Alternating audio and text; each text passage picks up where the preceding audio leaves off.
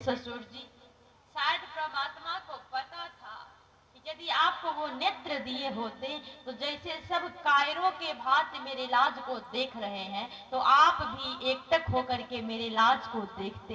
इसीलिए भगवान आपको अंधा बना दिए कि न रहेगी आंख न पतोहू के लाज को आप देखेंगे। और द्रौपदी निराश हो गई क्योंकि धृतराष्ट्र सर नीचा कर लिया, कुछ नहीं बोला, द्रौपदी की सहायता नहीं करी। द्रौपदी गंधारी से भी गुहार लगाई कि गंधारी भी आंखों पे पट्टी बांध करके बैठी थी, गंधारी भी नहीं सुनी। तब द्रौपदी अपने पति धर्मराज को लक्ष्य करती है और गुस्से में आकर के ललकारती है कि धर्म के अवतार हो, तुम्हें धर्म का ज्ञान नहीं है कि दाऊ पार आधाराता आधाराता कुली हारी गईला तयंत दाव धाई दिहला बियहला नारी तू कि जागरा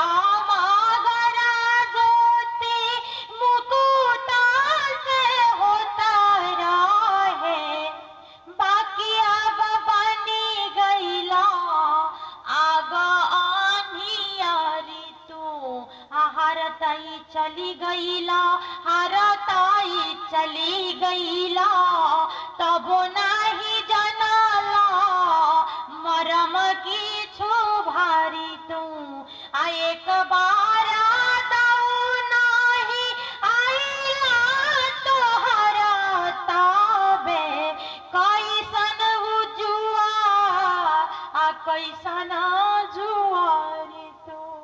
हे पति जी, जब एक भी पासा आपके तरफ नहीं आया, एक भी दाव आपके पक्ष में नहीं आया तो आप कैसे जुआए थे, क्यों खेले और एक अबला स्त्री को दाव पर क्यों लगाए। मानो धर्मराज अपने आप को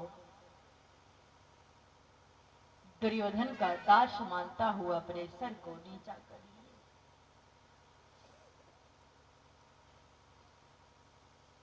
द्रौपदी अपने पति अर्जुन को लक्ष्य की, जिसके ऊपर जो गांडीवधारी है, अर्जुन के गांडीव पे द्रौपदी को बहुत गर्व था।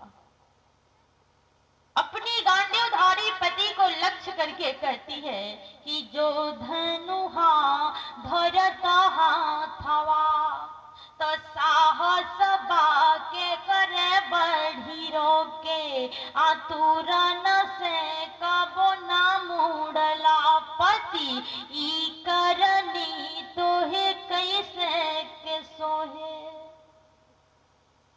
उठाइए धनुष। मानो अर्जुन भी कुछ नहीं कर पाए, सर को नीचा कर लिया।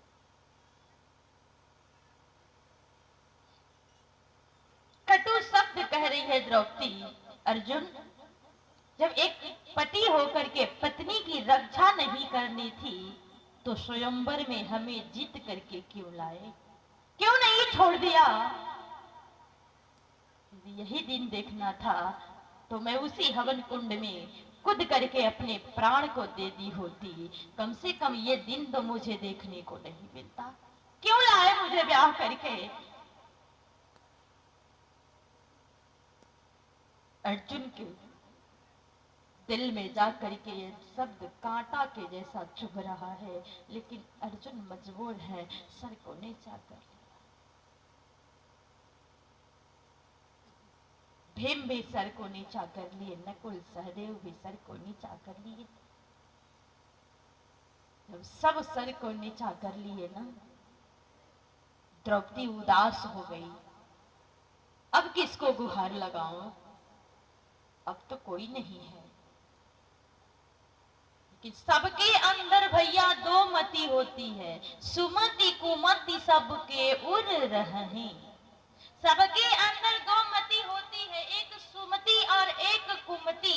मानो द्रौपदी की सुमति कह रही है कि रे द्रौपदी, इन पापियों से क्या गुहार लगा गुहार ही हो, गुहार ही लगाना है तो उस परम पिता परमात्मा का लगाओ।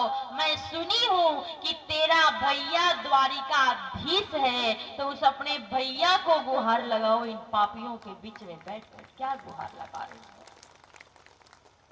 लगाओ गुहार अपने भैया कन्हैया को। कुंती कह रही है, द्रौपदी गुहार लगाओगी ना तो तेरा भैया बहुत दूर द्वारिका में बैठा है, वो जब तक आएगा तब तक तुम नंगी हो जाओगी, इसलिए अपने आंचल को छोड़ दे। द्रौपदी कस के पकड़ी है, क्यों? क्योंकि द्रौपदी अपने बल के सहारे बैठी है और भगवान किसके बल है? निर्बल के। कि सुमिरी मैं तो निर्बल के बलराम, सुमिरी मैं तो निर्बल के बलराम।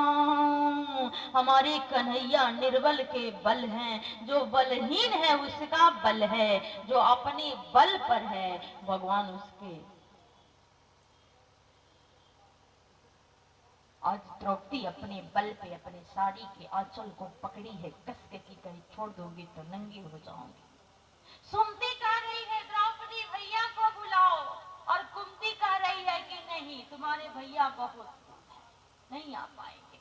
और भैया कैसे सुमति परिवार में आती है तो परिवार को स्वर्ग बना देती है, और कुमति आती है तो कि जहाँ सुमति ताह संपत्ति नाना, जहाँ कुमति तहाँ विपत्ति निधान।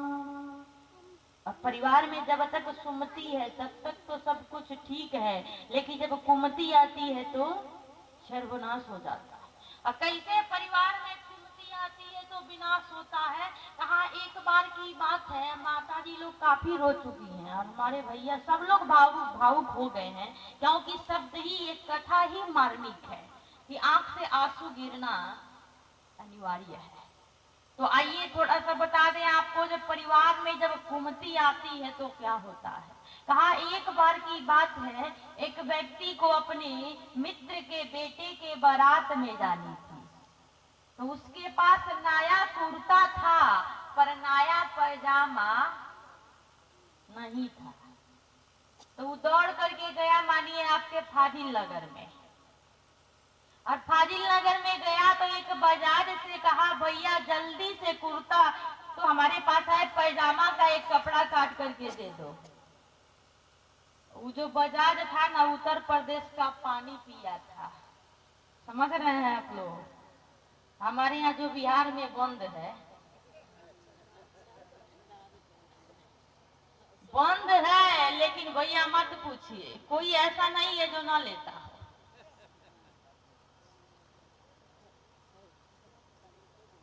वो बेचारा उत्तर प्रदेश का पानी पी लिया था, और वो बेचारा क्या किया कि दो पैजामा का कपड़ा एक ही में काट कर दे दिया। टेलर के पास गए और टेलर से बोले जल्दी से पैजामा सिल दोगे, तो वो भी क्या किया कि दो पैजामा के कपड़ा का एक ही पैजामा सिल दिया, और सिल करके दे दिया। आइए जब उस दरवाजे पे बारात लग गई है निकलने के लिए, अब परछावन होने जा रहा है दूल्हा सरकार का लोरहा से। अब परछावन के समय जब नहा के गए पैजामा पहनने तो क्या देखे, कहा इनका पैजामा समियाना बन चुका था, क्योंकि दो का एक ही सिला गया था। बड़े उदास हुए, लेकिन आजकल तो सबके घर में सिलाई मशीन है, छोटा मोटा काम तो हम सब लोग घर में कर लेते हैं। अब उस घर में बेचारा अपने पत्नी के पास लेकर गया, तो पत्नी बेचारी अपना बाल झाड़ रही थी, परछावन करने के लिए जाना था। कहा जो थोड़ा इसको काट कर सिल दो और सिल करके दे दो ना, हमको बारात में जानी है। बोली कि ले जाके मशीन पे रख दीजिए, बाल झाड़ ले रही हूँ तो काट के छोटा कर दोगे। कहा पता नहीं कब बाल झाड़ के फ्री होगी। तो बेटी के पास गया अब बेटी के पास गया तो बेटी कपड़ा पहन रही थी, कहीं मशीने पर रख दीजिए और कपड़ा पहन करके काट के छोटा कर दे रही है। कहा ये भी नहीं करेगी तो बहू के पास गया। बहू बेचारी पैर रंग रही थी, कहीं पिताजी मशीन पर ले जाकर रख दीजिए, पैरवा रंग के या काट के छोटा कर दे रही है। और बेचारा अब कोई ऑप्शन नहीं दिखा तो ले जाके मशीन पे रख दिया। अब उसकी पत्नी जब अपना बाल झाड़ ली आ गई या कैंची उठाई आ 2 हाथ काट के छोटा करके मशीन पे रख दी। अब समझते जाइए आप लोग। आज अब बेटी कपड़ा पहन ली तो भी गई या कैंची उठाई या 2 हाथ काट के छोटा करके मशीन पे रख दी। अब बहू बेचारी पैर रंग ली तो भी गई या 2 हाथ काट के छोटा करके रख दी। आइए जब पहनने के लिए गए तो वो पैजामा जो समियाना था वो अंडरवियर हो गया था।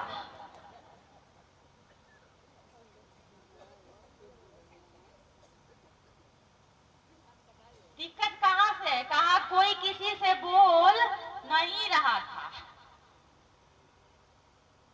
अगर बोलते लोग तो सासे कह देती बहू से कि मैं काट कर छोटा कर दी, बहू कह देती सास से कि मैं काट कर छोटा कर दी हूँ, तो कोई किसी से कहा नहीं और इसी में गड़बड़ हो गया। तो इसीलिए बाबा तुलसी लिखते हैं कि जहाँ सुमति तहाँ संपत्ति नाना, जहाँ कुमति तहाँ विपत्ति निधान।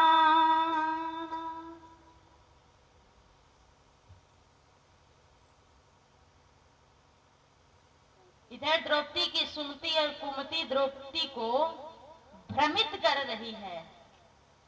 तब तक उस सभा में एक ऐसा व्यक्ति था जो उठ करके द्रौपदी का पक्ष लिया है। कौन है वो? जिनकी गणना महारथियों में की जाती है, विकर्ण। दुर्योधन का सगा भाई विकर्ण उठ करके कहा, क्या है पिताजी, यदि इसी प्रकार से आपके दरबार में न्याय चलेगा ना तो आज मैं प्रतिज्ञा लेकर के कहता हूं कि न्याय का भीख मांगने के लिए आपके दरबार में आज के बाद से कोई नहीं आएगा। कहा क्यों? कहा उसी समय से एक अबला नारी, निर्दोष नारी न्याय का भीख मांग रही है, लेकिन यहाँ पर सारे के सारे मौन साध करके बैठे हैं कि शरमाना रही गई। महाभारत का पात्र बोल रहा है, वही तो एक था जिनकी बातें लक्ष्मण जैसी है। ललकार दिया अपने भाइयों को और अपने बाप को कि शरमा ना रही गईले, लाज बीज खोई गईले, काहे नाही करी खा लगाईले ते चेहरा, कि देखी पर नारी के ठठाई के हौसले सबा लोग